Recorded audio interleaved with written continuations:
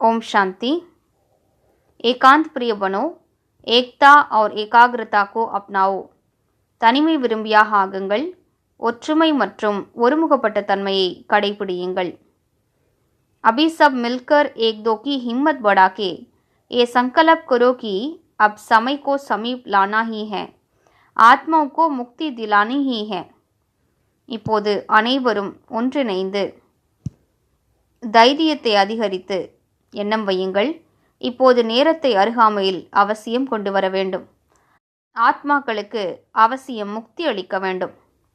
लेकिन ये सब होगा जब सोचने को स्मृति में लाएंगे.